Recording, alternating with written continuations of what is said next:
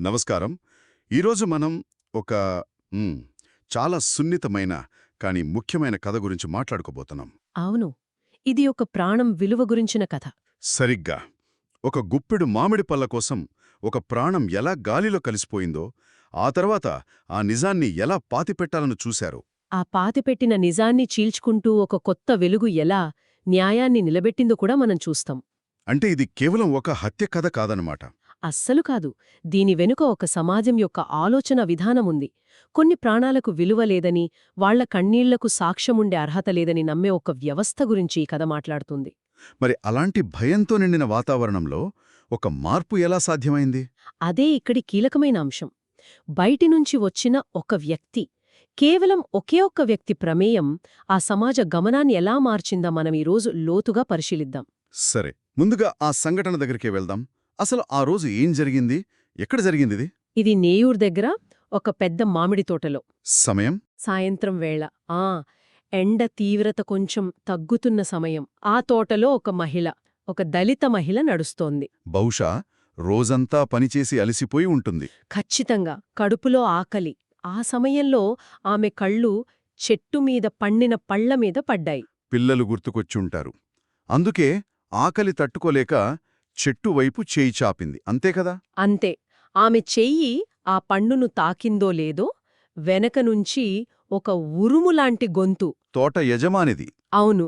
అగ్రకులానికి చెందినవాడు. అతని కళ్లల్లో ఆ చెప్పలేని కోపం. అతని దృష్టిలో ఆమె ఒక మనిషి కాదు. తన ఆస్తిని తాకడానికి ప్రయత్నించిన ఒక అపరాధి. సరిగ్గా. ఆమె ఆకలి, ఆమె నిస్సహాయత అతనికి కనిపించలేదు. వెంటనే ఆమె జుట్టు పట్టుకొని లాగాడు. దొంగ! నా తోటలో అడుగుపెట్టడానికి నీకెంత ధైర్యం? అంటూ తిట్లు, దూషణలు. ఆమె అయ్యా, పిల్లలు ఆకలితో ఉన్నారు అని ప్రాధేయపడింది. కాని ఆ మాటలతని చెవికెక్కలేదు. అంటే ఆ కోపం కేవలం పళ్లకోసం కాదా? కాదు. అతని దృష్టిలో ఆమె ఒక హద్దు దాటింది. తమకన్నా తక్కువ కులం వాళ్లు తమ వస్తువులను తాకకూడదు అనే ఒక ఆధిపత్య భావజాలమది. ఆ అహంకారం దెబ్బతినింది. అందుకే హింసకు దిగాడు. అవును. చేతిలో ఉన్న పొడవాటి వెదురుకర్రతో ఆమెను కొట్టడం మొదలుపెట్టాడు. ఒక దెబ్బ, 2 దెబ్బలు. దెబ్బమీద దెబ్బ. ఆమె అరుపు ఆ తోటలోనే అణిగిపోయుంటుంది. అవును. చివరికి ఒక దెబ్బకు ఆమె అక్కడికక్కడే ప్రాణాలు కోల్పోయింది. ఆ మట్టిలోనే కలిసిపోయింది. అయ్యో! ప్రాణం పోయిందని అతనికి తెలిసాక ఏమైంది? పశ్చాత్తాపం కలిగిందా? పశ్చాత్తాపం కన్నా ముందు అతనిలో భయం పుట్టింది. అంటే? అయ్యో, ఒక ప్రాణం తీశాను అనే బాధకన్నా ఇది బయటికి తెలిస్తే నాకేమవుతుంది అనే ఆందోళన. అంటే తను చేసిన తప్పు కన్నా దానివల్ల వచ్చే పర్యవసానాల గురించి ఎక్కువ భయపడ్డాడు. సరిగ్గా. అతని దృష్టిలో ఒక దళిత ప్రాణానికి విలువలేదు. కాని ఆ చావు వల్ల నాకు సమస్య రాకూడదు. ఆ భయంతోనే అతను నేరుగా ఊరి పెద్ద దగ్గరికి పరిగెత్తాడు. అతను కూడా అగ్రకులస్తుడే. అవును. ఊరి పెద్ద ముఖంలో కూడా ఆశ్చర్యం లేదు, ఆందోళన మాత్రమే ఉంది. ఈ విషయం పోలీసుల దాకా వెళ్లకూడదు, మన కులం పరువు పోకూడదు అనే ఆలోచనే ముందు వచ్చింది. ఇద్దరూ కలిసి దీన్ని కప్పిబుచ్చాలని నిర్ణయించుకున్నారు. అవును. ఒక హత్యను ఒక ప్రమాదంగా మార్చేసే ప్రయత్నం మొదలైంది. మరోవైపు ఆ దళిత పల్లెలో పరిస్థితి ఎలా ఉంది? విషాదం. చీకటి కమ్ముకుంది. చనిపోయిన మహిళ ఇంట్లో పిల్లల ఏడుపులు, అమ్మా అమ్మా అని. ఆమె భర్త కళ్ళు ఎర్రగా మారాయి, పిడికిలి బిగుసుకుంది. కాని గొంతు పెగలలేదు. అవును. ఎందుకంటే అతనికి తెలుసు, అక్కడ కోపం చూపించడమంటే మరణాన్ని కొని తెచ్చుకోవడమే. ఆ తర్వాతేం జరిగింది? ఆ రాత్రే చనిపోయిన మహిళ భర్తను ఊరి పెద్ద పిలిపించాడు. అది పిలుపు కాదు, ఒక ఆజ్ఞ. అతను వెళ్ళక తప్పదు. వెళ్ళాడు. తల దించుకుని నిలబడ్డాడు. ఊరి పెద్ద గొంతులో జాలి లేదు, బెదిరింపుంది. ఏమని బెదిరించాడు? జరిగిందేదో జరిగిపోయింది. నోరు మూసుకుని అంత్యక్రియలు చేసుకో.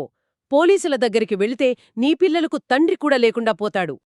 ఎంత క్రూరమైన బెదిరింపు! ఇది మొదటి ఆయుధం, భయం. ఆ తర్వాత రెండో ఆయుధం వాడారు. అదేంటి? డబ్బు. జేబులోంచి కొన్ని వెండి నాణేలు తీసి అతని కాళ్ల దగ్గర విసిరేశాడు. ఒక ప్రాణానికి వెలగా కొన్ని వెండి నాణేలు, ఇంతకన్నా అవమానం ఉంటుందా? ఆ భర్త కళ్లలో ఒకే ప్రశ్న మెదిలి ఉంటుంది. నా భార్య ప్రాణానికి ఇంతేనా వెల? కాని అతను ఆ మాట బయట కనలేకపోయాడు. నిశ్శబ్దంగా ఆ నాణేలు తీసుకుని వెనుదిరిగాడు. అవును. ఇది కేవలం డబ్బు కాదు, ఒక సందేశం. మీ ప్రాణాలకు విలువే లేదు, కాబట్టిది తీసుకుని నోరు మూసుకోండి అని. ఇక మూడో ఆయుధం. అబద్ధం. ఒక కొత్త కథను సృష్టించారు. ఆమె తోటలో నడుస్తుండగా పాముకాటు వేసి చనిపోయింది అని ఊరంతా ప్రచారం చెయ్యాలని నిర్ణయించారు. భయం, డబ్బు, అబద్ధం. ఈ మూడింటితో నిజాన్ని పూర్తిగా పాతిపెట్టాలని చూశారన్నమాట. అవును, అంతా వాళ్ళనుకున్నట్టే జరుగుతోంది అనుకున్నారు. కాని కథ అక్కడితో అయిపోలేదు. అయితే అంతా అయిపోయింది అనుకుంటున్న తరుణంలో కథ ఊహించని ఒక మలుపు తీసుకుంది. అవును, ఆ అగ్రకులాల వారికి ఎప్పుడూ ఒక చిన్న భయం లేదా చికాకు ఉండేది. ఆ ప్రాంతంలో ఉన్న ఒక తెల్ల మిషనరీ గురించి. ఆయనంటే ఎందుకు భయం? భయం అనడం కన్నా వాళ్లకర్థం కాని విషయం.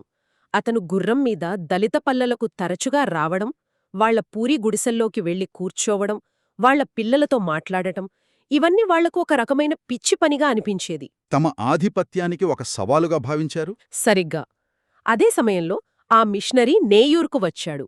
ఈ వార్త గాలిలా పాకి ఆ దళిత పల్లెలో ఒక చిన్న ఆశను రేకెట్టించి ఉంటుంది. ఖచ్చితంగా. అయ్యా వచ్చాడు, ఈసారి మన గోడి ఎవరైనా వింటారేమో అనే ఒక సన్నని ఆశ. తమ గొంతుకు విలువలేదు, కాని ఆ బయటి వ్యక్తి గొంతుకు బలముంటుందని వాళ్ల నమ్మకం. ఒక సమాజం పూర్తిగా భయంలో మునిగిపోయినప్పుడు మార్పు బయటనుంచే రావాలంటారా? చాలాసార్లు అంతే జరుగుతుంది. ఎందుకంటే ఆ బయటి వ్యక్తికి స్థానిక కట్టుబాట్లతో, భయాలతో సంబంధముండదు. అతను నిజాన్ని నిజంగా చూడగలడు. ఆ మిషనరీ అదే చేశాడు. అవును, మరుసటి రోజే ఆ దళిత పల్లె వైపు నడిచాడు. ఆయన రాకను చూసి పల్లెం నిశ్శబ్దంగా మారింది. ఆయన ఏం చేశాడు? గుడిసెల మధ్యకి వచ్చి వాళ్లతో పాటు కింద దుమ్ములో కూర్చున్నాడు. చాలా మృదువుగా అడిగాడు, ఏం జరిగింది?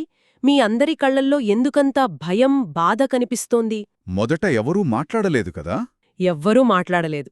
తరతరాలుగా భయానికి అలవాటుపడిన గొంతులది.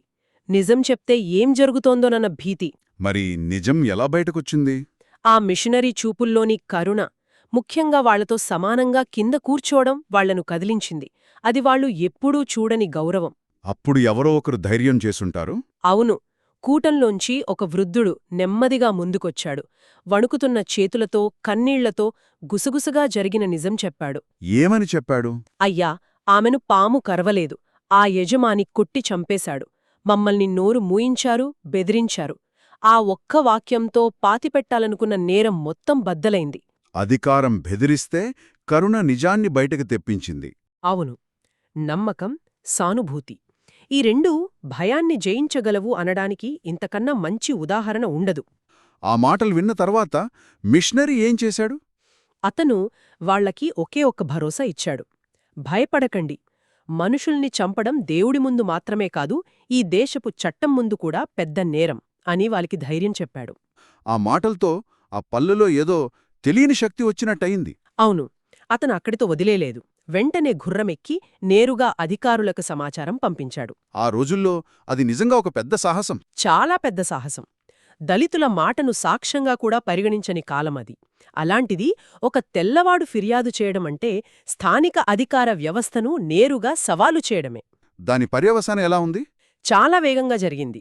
అదే రాత్రి ఊరు నిద్రపోతున్న వేళ పోలీసులు వచ్చారు. నేరుగా ఆ యజమాని ఇంటికి? అవును, అతనింటి తలుపు తట్టారు. బయటకు లాగి చేతులకు సంకెళ్లు వేశారు. ఆ దృశ్యం చూసి ఊరంతా నివ్వెరపోయింది. అక్కడ నుంచి అతన్ని చంగల్పట్టుకు తీసుకువెళ్లారు. ఆ తర్వాత చట్టం తన పని తాను చేసుకోపోయింది. కోర్టులో విచారణ జరిగింది. పల్లె ప్రజలు భయాన్ని వీడి సాక్ష్యం చెప్పారు. చివరికి తీర్పొచ్చిందా? తీర్పు వచ్చింది. ఆ యజమానికి శిక్ష పడింది. న్యాయం జరిగింది. అంటే ఆ మిషనరీ జోక్యం చేసుకోకపోయి ఉంటే ఈ న్యాయం జరిగేది కాదు. ఆ హత్య ఒక పాము కాటు కథగా మిగిలిపోయి చరిత్రలో కలిసిపోయేది. నిజమే. చట్టం ఒక ఆయుధంలాంటిది. కాని దాన్ని వాడటానికి ఒకరి ధైర్యం కావాలి.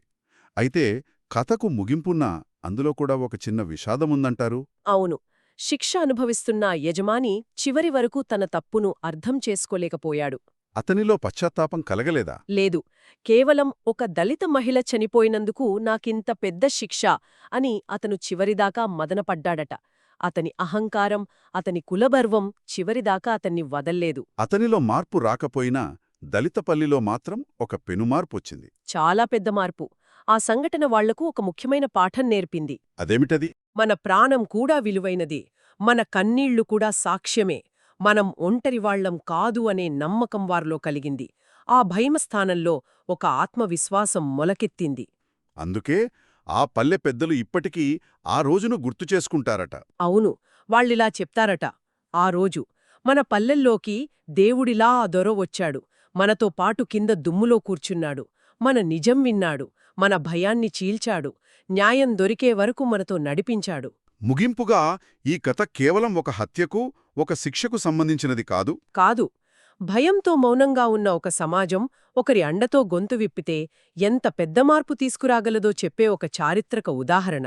చాలా లోతైన విశ్లేషణ. ఈ చర్చ వింటున్న వారికి ఒక ప్రశ్నతో ముగిద్దాం. అధికారం మరియు అడుచువేత ఉన్నచోట న్యాయం జరగాలంటే కేవలం చట్టం పుస్తకాల్లో ఉంటే సరిపోతుందా? లేక భయాన్ని చీల్చి నిజాన్ని బయటకు తీసుకురాగల ఒకరి ధైర్యం, ఆ ధైర్యాన్ని అందించే ఒక చేయి కూడా అవసరమా?